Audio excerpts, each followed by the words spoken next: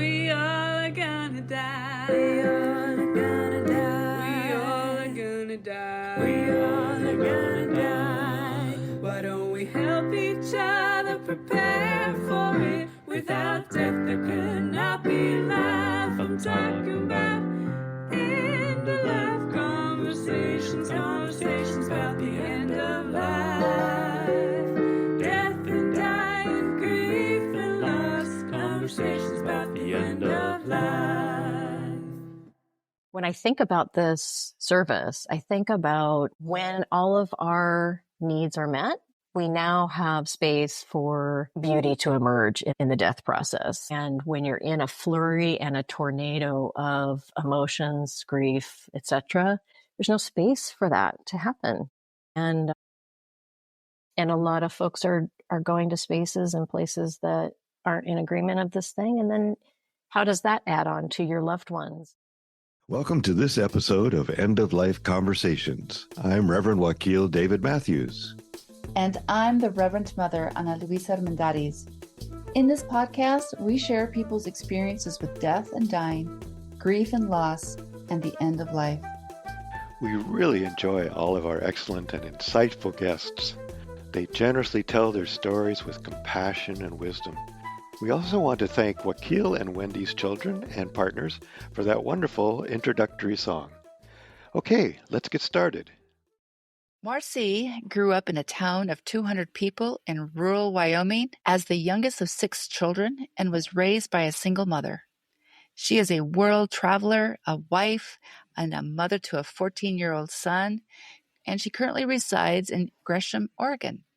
She discovered her passion in end-of-life care as a hospice volunteer and returned to college at the age of 32 to acquire her Bachelor's of Science in Nursing from Johns Hopkins University. Marci focused her career in the nonprofit sector and has served 25 years as a nurse, educator, end-of-life doula, mentee and mentor, board member, administrator, and program innovator. Marci is a generator at heart, and her career has been inspired by significant gaps in care that exist at end of life, especially or particularly around addressing existential suffering, a need for presence, and the lack of in-home support. She's writing her first book to address the gaps in education, preparation, and support for hospice workers new to the field. So needed. Marci owns and operates End of Life Advocacy and Care, LLC, liaison, referral, and support service assisting those out of state to pursue medical aid in dying in Oregon. And we will put links to all of this in the podcast notes. Welcome. So glad to have you. Welcome. Yes. Yeah, thanks for the invitation. It's beautiful to be here. This is my first podcast interview, so it's kind of exciting. Oh, excellent. Yeah, good. I'm glad you could be with us today. We always like to begin to try to get a feel for the place our people come from, our guests come from. So we like to start by asking when you first became aware of death. Yeah, growing up, I've heard from many of your guests, growing up in the country, the connection to animal death was certainly the first taste of that. It's been really interesting to sort of go back through my lifetime and think about where things came from and how things progressed through my life. But we always had horses from the time I was born until current times. And, coming home from school and then there's not a horse there. And thinking about death, there were times I remember a very significant experience with a cat that had died and my mom, raising kids as a single mom, working 3 jobs. She wasn't always around. So I do remember calling her at her job and saying, the cat, I think she's dead. And she's laying on the couch and my mom just trying to, as gently as possible, well, put a blanket over her and I'll be home around 11, this thing. And then sort of tiptoeing around the house, kind of staring at the blanket and then looking under the blanket, touching her and then putting the blanket back. And, thinking back on as an adult and how horses have died throughout our lifetime and what that burial really looks like. There's this balance between a parent trying to protect your child from a very ugly process, right? You're digging a hole with a large machine and 2,000-pound animal is being, pushed into the hole. And sometimes there are broken bones that happen in the process of that. And it's a very big, to bury an animal that large, it's a very big and Sounds brutal. can be a traumatic, visual, right? And so there was such a difference between like digging this little hole for Alice the cat and just gently laying her in it and wrapping her in a thing and then putting some flowers in there and then gently putting the dirt over her so it doesn't get into her eyes. And, those things that you want to gently hold this animal, but coming home from school and realizing that we now don't have a horse was like, well, where did it go? Like, what happened? And thinking back on how that affects you as a child, thinking like, well, what if I go to school and then I come home and there's like a different parent there or something, like, is my parent just going to disappear? So it's a hard thing for a parent, I think, to delicately balance that and navigate world of death and children and love and protection and openness, all those things. Yeah, it's a curious thing. It is a curious process. And, I have buried many little toads and fish and cats and sparrows that we found. I buried a hawk last year that we had found. And I've never considered the amount of effort to bury a horse. Like, wow. Yeah. That is it is an image, and it's not a pretty one. Yeah. I mean, I think a lot of times now, in our older lives, we often will put a horse down at a vet for, extensive disease or suffering, etc. And that again is a sort of a closed space. It's like, okay, we say our goodbyes. Here we are. They put the horse maybe in a sling and inject them so that they have a peaceful, quick go. But still, there's this huge body to work with, right? So it's now once again sort of hidden, like the vet kind of takes care of that piece for us. But back in the day, in the 70s, in a town of 200 people, that's not how that happened. Yes. Right. Yeah. Yeah. I was thinking that the part of the trauma around it is that you have to go put it down yourself sometimes, or often back in the day. That was the job of the farmer or the rancher, and they just had to go be with an animal that maybe they've become very close to and, take it out with a rifle or whatever they did, so, and that could be and that was very traumatic in and of itself. Yeah. And that was the behind the scenes job of my mom, right? Yeah. She owned a pistol, and that's how she, took care of that with the help of a neighbor or a friend or, she didn't have heavy equipment. So there was the farmer down the street that would help dig a hole and on our property, that kind of thing. So there was some support, but my mom was a badass. I mean, she really, so too. I love her. She really was. She could do it all. She could waitress and raise kids and put animals down and love animals and take them all in and all the things. What was her name? Her name was Jan. Okay. Well, thank you, Jan, for these stories that you have imparted to Marci and to me now. Yeah. So just kind of settling into this awareness of death from an early age. And what I hear you saying is you're not only aware of the passing of critters, but you're aware of the heavy lifting that your mother had to do around death and dying in your little family. So how has those stories impacted your life story? Where has that led you?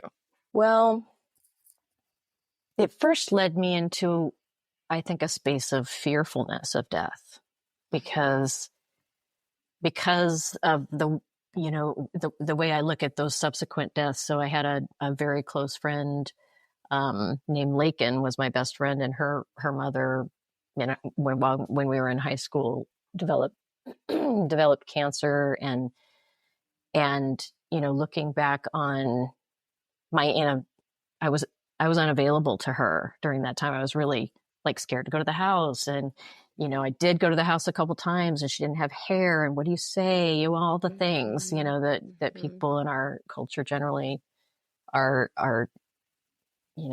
tacking on to. But so I think about that time. And then Lakin also was very instrumental with another experience. She was caregiving a woman who was bedbound, emaciated. This was in my first year of college. And I went to visit her with, I don't know what her disease process was at the time, but she was fully alert and oriented. And Lakin was hired to go to this house to turn her every couple of hours. But she was by herself during the interim because, kids are working and, all the things, trying to keep food on the table. And that experience of coming into that space and seeing this very vulnerable person, isolated. I wasn't curious enough at the time to ask questions about that. There could have been a request to be alone and have quiet and not have kids around and just have someone come in. I can't make any assumptions about what that was, but what I took away from that was just the lack of presence for her. And so I think those two, my friendship with Lakin and those two experiences were pivotal in transitioning me from a place of fear to a place of, wow, this is a thing. This happens in our world every day, and it's going to happen to me, at some point. And how do I want that to look? And I think that shaped me in so many ways. And then I spent, years and years living in San Francisco and playing hard and going to college and then traveling and doing all these things. And then ended up in Hawaii with 18 years of restaurant work on board and thinking, I just want to do something that feels a little more meaningful. And I looked up in the phone book. Do you remember phone books? Yeah. I remember that. Looked up in the phone book the hospital, and I called to become a volunteer there just to kind of be in the community, get involved. And I didn't get any return calls. And so the next, right there was hospice. And I thought, I have no idea what hospice is. This is, before the age of technology. So I wasn't looking it up online, I called up hospice and I said, I don't know what you do, but do you take volunteers? And they did. And that was like, I became a volunteer, and it was in this rural area of Hawaii. Just thought to myself, I want to be more available and more in this world in bigger ways and professionally. Like this is what I'm going to do. And so went back to college and did another round of college for 4 years, which was interesting. And then became a hospice nurse. And that experience was very different than what I thought it might be once I got into it, looking at the wonderful work that hospice does. And there are so many gaps in what people need in their homes. The 99% of what people need is someone to be present. The caregiving gaps are huge. We'd go into people's houses and they're just doing the best they can with what they have. Right. And, you have less than $2,000 and, you can get Medicaid, and then you have even as much money as my dad had, who was very good with money, still struggle with how long is the caregiver at $800 a day going to last? Yeah. Right. I've got $185,000 in my savings account, but like, how long am I going to live? And then once that's out, what happens to my wife? And all of these crazy situations in the house where you just come in and there's nobody there, and somebody's wrapped up in their oxygen cord, and the husband who's paralyzed is watching this happen to his wife from across the room and calling 911. And I'm thinking, oh my gosh, these folks are just in such distress around just the lack of support. Yeah. That piece of support is so key. And then it would spin them out of control, and they'd end up in, their symptoms are out of control. They'd end up in general inpatient situation for a few days to get under control. And then once again, Medicare stops paying for that. And so puts them back in that unstable situation, and they spin out of control again. It's just this wave of, we can do better. We can do better. Yes. Yeah, we sure can. Right. That was a very long-winded answer to your question. Well, no, very, very right on, very profound, actually, thoughtful about, I think I worked in hospice as well. And of course, Ana Luisa's been working in this world for a long time. And we've seen that. And we also have noted at times about how hard it is to be a hospice nurse or a hospice social worker or a hospice chaplain because of the commercialization of hospice, and how, it's more about making money anymore than it is about the care and compassion, which most people who sign up for that work are motivated by care and compassion, but then they have to fill out the forms, and they spend half of their time filling out forms and making sure they get to enough places to make enough money for the corporation, which is just totally anathema to the what's in their hearts. It's been my experience. We often, or we actually talked about maybe one of the main people we can help with this podcast or with our spiritual direction, spiritual support, spiritual companionship would be people who are in hospice. We're not in hospice, but people working as hospice. Yeah. Well, So- I did want to create systems to also help those that are working in hospice, because as a nurse case manager, I had a ticket to the bedside. They had to have me in order to have hospice services. But then folks would say, well, I don't want all these people coming in my house, or, I'm not spiritual. I don't want somebody coming in and Bible thumping me, this notion of what a chaplain is, right? That's a misconception of that piece. But so then the nurse is then kind of forced into all of these, because the needs are there. They need presence. They need to listen to that story of, what happened in their childhood, and reflective life review, and all those things still need to happen. And they don't necessarily recognize that. So then the nurse is in the position of filling those roles, and really, I felt thrown into the fire a little bit, like I've got to learn all these things, because I try and couldn't actually get the additional services into the house oftentimes. Yeah. Why don't you tell us a little more about what you're currently working on and creating? Sounds like some really cool stuff. Yeah, I'm finding over the last 15 years of my profession that I love to create things and innovate things, and so I've got a few irons in the fire.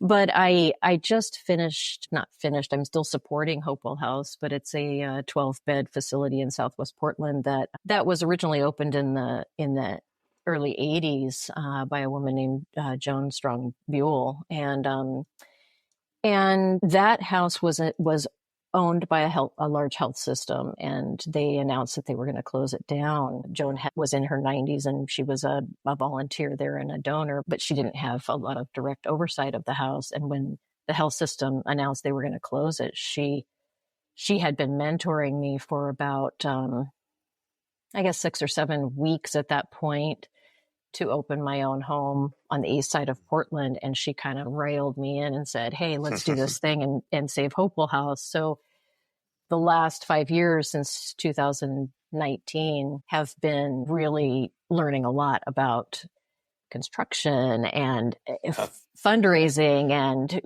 messaging to the community, and creating a model that can be sustainable. This was the 4th version of Hopewell House ownership. And so how can we create something that's completely different, that does fill a gap, and doesn't compete with other services? And that was really what I could offer to Hopewell House, was 8 years of my own research, wanting to create services that I saw missing as a hospice nurse. And I wanted to get actual beds open on the east side of Portland, and I could bring that to the group. And Joan was a force to be reckoned with. She died a year and a half ago, but she gathered. She was on next door and gathered 70 people on a porch of someone she didn't know across the street from Hopewell House the next morning at 11 a.m. and we ended up moving that like a freight train. We got it open, raised $6 million. It was crazy fast. Wow. In that experience. And I still support them by filling in for administration and filling in for nursing. So I'm still involved there. But in that development of that house, what I intended to do on the east side, serving those in the rural and mountain communities on the east side of Portland, feels like a little bit of a drop in the bucket. I feel very well prepared to create something. And it's going to be very, very simple. I mean, it's not a medical event, as we know, dying. And we've been doing it for thousands of years. And it takes, it takes a village. And so, working from that, I don't know if you've heard of the compassionate community model of care developed originally in Australia. And there's an Omega Home Network that creates homes around the country that are what they call social model homes. They are social benefit to the community. And there's a network of assistance to help others expand that model. And so the combination of those two is really the drive of what I want to do. The big dream is to have 4 walls and 4 beds available on the East Side within an intentional community of folks, small community of folks that have a path to death as their path to service, and would love to age in place, care for each other in that space as well. And as I'm aging, I'm thinking, where do I want to die, and how do I want to die, and do I want to be institutionalized, and what will happen based on how much I have financially, et cetera. So that's kind of the big dream right now. And that's in motion, looking for funding, looking for property, those kinds of things are on the docket currently. But in the interim, I created an LLC, End of Life Advocacy and Care, because what I'm seeing at Hopewell House is now that Oregon has immediate residency for folks coming from out of state to participate in medical aid in dying, there is a pickup of folks coming. I wouldn't say it's necessarily a wave. I think Vermont a year and a half ago also changed their law for that residency, and they for sure are seeing a wave. But what we're seeing is people calling and saying, hey, do you have a place for 2 nights? I've already had my first doc visit. I'm in Florida. I'd like to fly back, see my second doc, have my second doc visit, and just have a planned death in a location. Trying to find an Airbnb can take months. To call each individual one, or anybody that's renting a space, motels. People are doing all kinds of things that are unsupported, from the organization. They're renting motel rooms and not saying anything to the motel owner, or because they feel backed into a corner. And so really this service is intended to help those folks find a place. They're sick and they're overwhelmed, and they're now suddenly in this new environment that they're not familiar with at all. And getting a car and getting transportation and finding that Airbnb or finding any kind of rental space that will allow a death to happen. Complementary services. When I think about this service, I think about when all of our needs are met, we now have space for beauty to emerge in the death process. And when you're in a flurry and a tornado of emotions, grief, etc., there's no space for that to happen. And a lot of folks are going to spaces and places that aren't in agreement of this thing. And then how does that add on to your loved one's grief when the aftermath of after they want to help support your wish in the best ways possible, and then they're also dealing in their grief with the anger of an owner of an Airbnb, or I'm not saying that this is happening all the time, but I'm saying that there's only 12 beds at Hopewell House, and there's a lot of folks coming from out of state that just need some assistance. So that's what. Wow. Yeah. It sounds like you're doing the really big lifting of awareness and opening spaces for folks at the end of life. But there's a lot of challenges that I hear too. The financing, the finding, the supporting. It takes it's the village people. It's the village community, the village people. The village people to come in and help hold, all of us carry this along. So are there just a few more challenges that you feel like you have met with? I think, the biggest challenge to this logistic support model is really finding the spaces for people to do this. That's the biggest challenge. And I have reached out one at a time to Airbnb, VRBO owners. There's also a group here in Portland that has sort of separated from that large conglomerate of Airbnb, and they're creating their own hosting network here in Beautiful. Portland, which is awesome. Love it. Yeah. And then, of course, all of the connections that I have through Hopewell House, the net really starts to be thrown wide. And there are folks who say, hey, you know what? I have an ADU. I've had 3 people just this week say, I've got an ADU that's in my backyard that my mom, worked in. I would love to just provide that for someone. I don't need to be on a network, just word of mouth. If you find someone that needs a space, it's there. And so I think there's going to be a lot of that happening. And then I do hope, and the universe always throws you in the right direction, right? Those paths open up and the 4 walls and the 4 beds on this east side will come eventually. But right now, I think there's plenty of places and spaces and nooks and crannies to support people in those.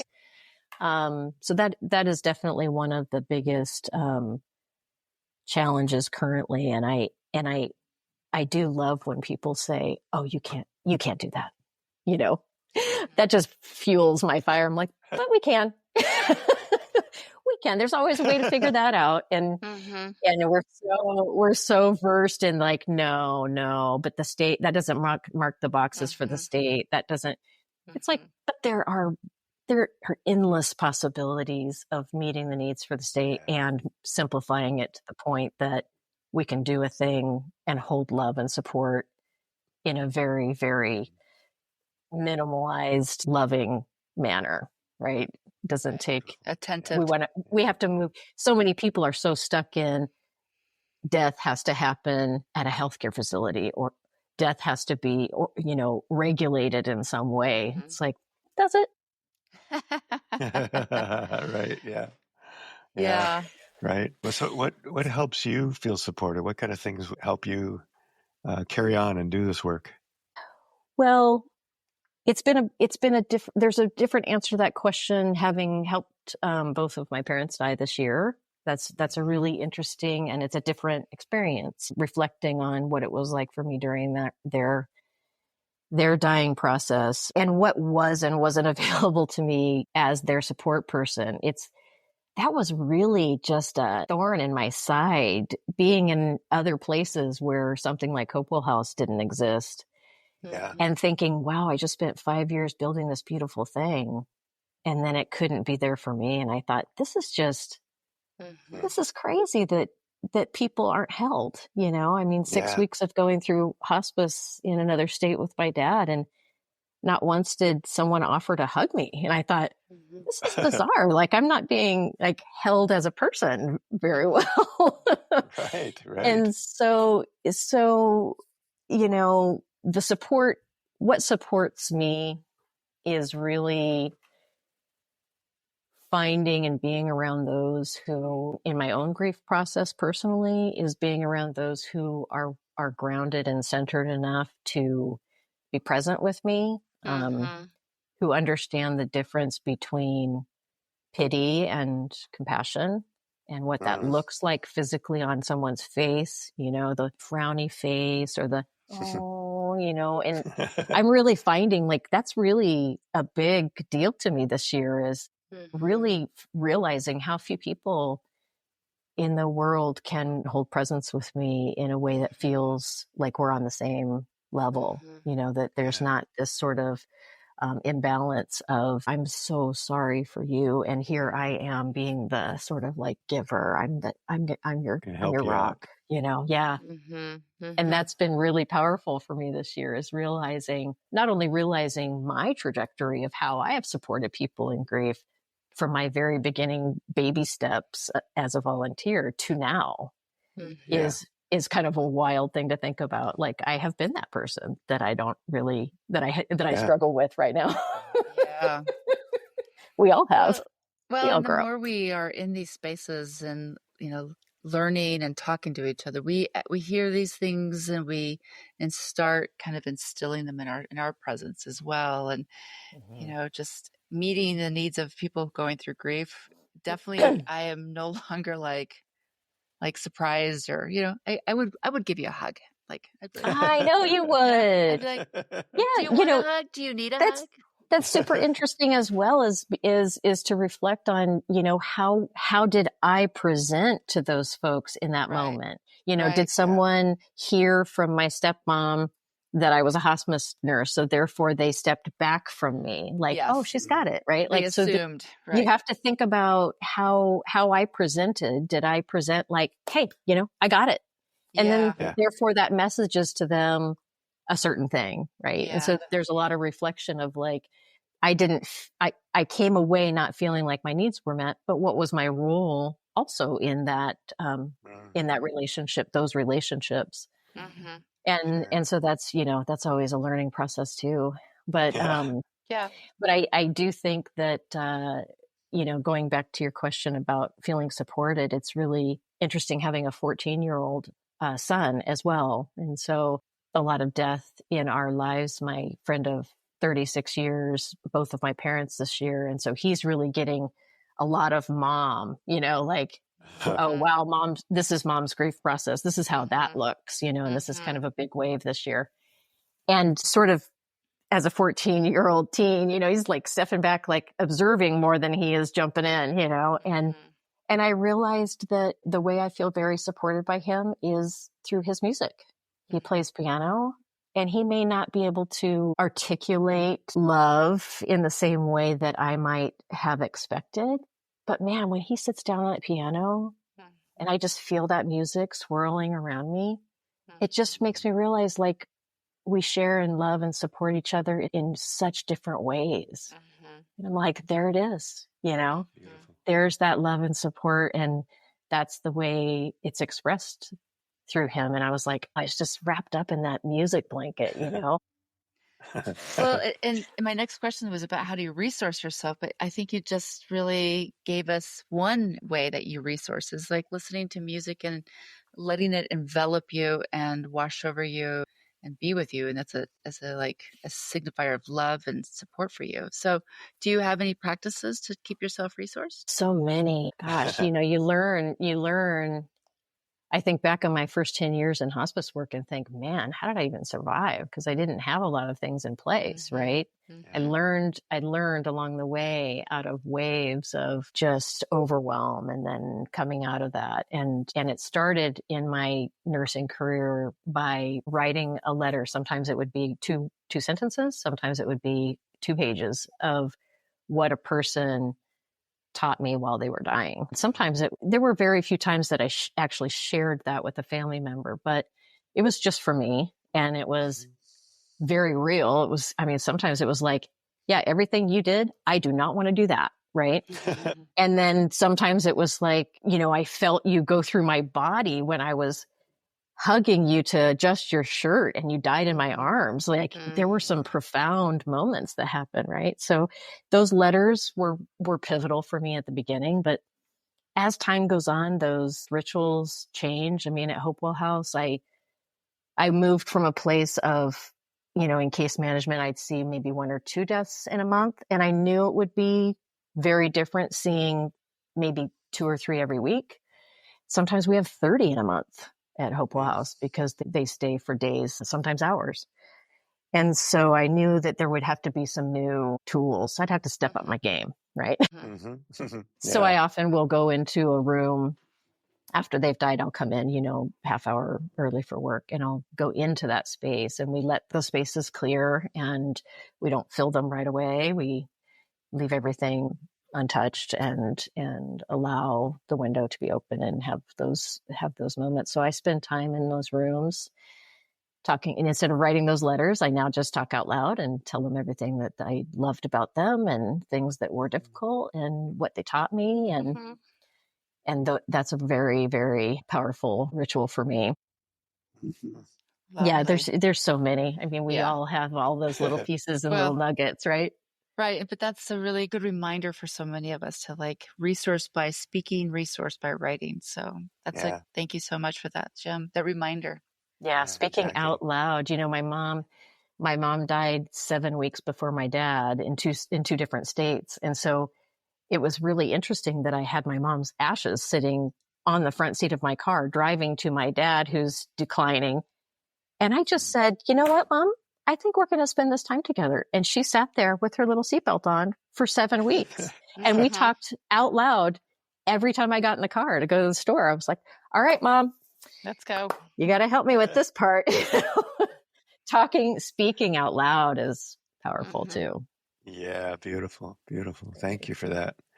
Well, is there anything that you fear about your end of life, or as you said, we're all going there, right?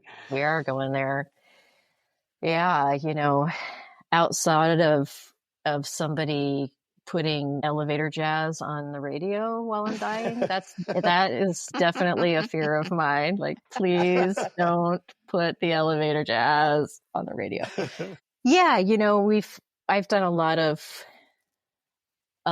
my own death ritual work too, imagining what that's like, my husband and I did a really interesting practice where we both wrote down what we wanted to happen, like on the day of our death. And then we exchanged stories. So now all my expectations are now his story. And that's what's really happening to me. It's like his whole story. That wasn't my plan.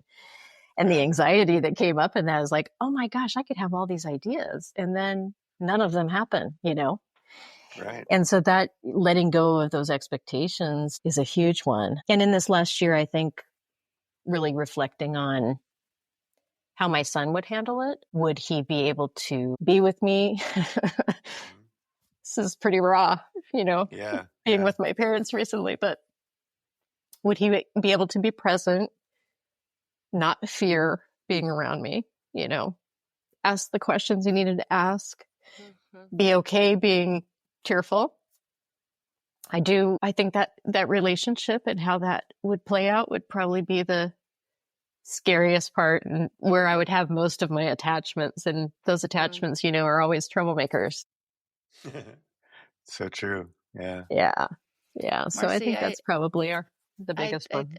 I'm totally like watching your tears flow, and that's a very profound mama fear, right? Like it's so, and just as an aside, and then I have to actually head out to pick up my child.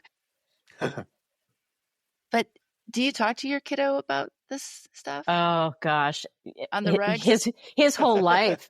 It's so funny because when he was in, I think, grade school, I remember one of his teachers coming to me and saying, he was talking about this thing. She was very concerned. And I said, yeah, and it's the family business, It's the family business. Yeah, that's right. That's what we talk about at home. She's like, he's talking about death a lot. And, was talking about the neighbor's cat dying and wanting to see it. And, these kinds of things. And it's a very open conversation. So he's going to be has fine. Been. He'll be fine. I think he'll be fine, yeah. And he has a great dad. Yeah. Thanks for those tears. We consider tears sacred. We sacred do. Honor, so thank you. And Marci, I need to go pick up a kid. So blessings on your journey. We'll keep going. Bye, Ana Luisa. So yeah, Marci, we can kind of finish up. There's just a couple other things we just want to see if there's anything you wish we had asked you. Yeah, psilocybin. I'd love to talk about that for a moment. Yeah, please, So my first introduction to the use of psilocybin for fear and anxiety at end of life was introduced to me during my nursing school, 2005 to 2007, the work that they were doing at Johns Hopkins. And that has always been a curiosity for me. And in my adult years, in the last 4 years, have now that it's legal in Oregon, that changed a lot of things. But that therapy has been profound for me in my own trauma work, and I would love to have that be part of an offering. When we have the 4 walls and 4 beds, I'm hoping that I know people are working hard to get psilocybin legalized for hospice folks in their own setting and not have to go to a service center for those therapies. Right. Yeah. So very much immersed in that world. And I think that's how I got introduced to you all, is through Intertrek Service Center.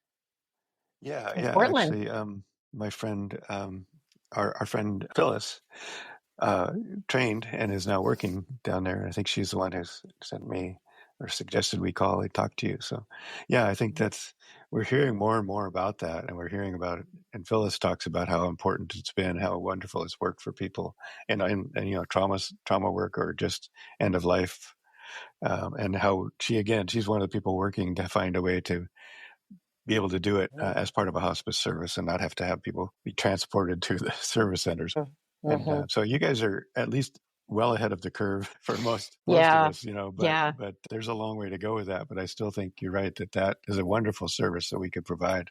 So thanks for offering that. We'll see if we can find any links about that and put it in the podcast notes too. I certainly could give you a few links of organizations that work with folks at end of life specifically. I'm throwing the net out, so I'm learning and meeting all kinds of places and spaces that I didn't know existed. There's just people everywhere doing all kinds of really, really interesting things. So I do hope that we can open the 4 beds and 4 walls somewhere in a location where that could be an offering for folks in their last days of their life or last months. Well, may it be so. May it be so. Yeah. Well, so we like to end with a quote or a prayer or a poem, and you sent us a quote from the Bhagavad Gita. Do you want to read that? I did, actually. Let me pull it up here.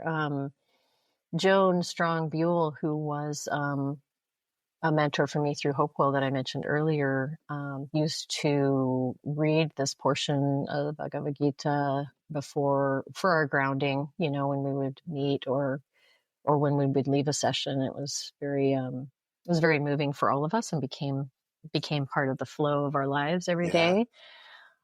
So I can read that.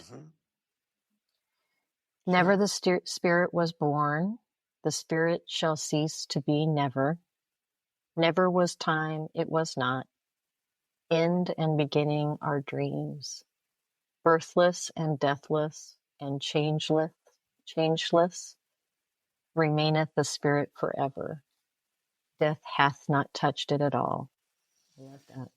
But since I had a couple slip-ups, maybe you could reread it when you post the podcast. Yeah, it just seems like that is always a good idea anyway. So thank you, I will. So from the Bhagavad Gita, never the spirit was born. The spirit shall cease to be never. Never was time, it was not.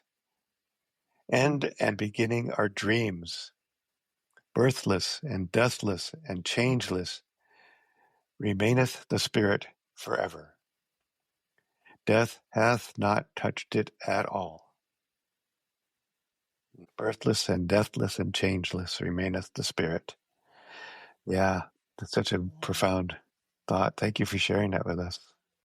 Thanks so much for joining us on the End of Life Conversations. We appreciate you and look forward to sharing our stories. We encourage you to subscribe to have access to premium episodes and extra resources. Links to our guests and their recommendations and a transcript of this episode will be in the podcast notes. Yes, thank you so much. And please tell all your friends. Follow us on social media, and again, consider subscribing for some excellent premium content. We want to acknowledge that the music we are using was composed and produced by Charles Heastand. We also want to acknowledge that we live on unceded lands that have been cared for thousands of years by Indigenous peoples who are still here.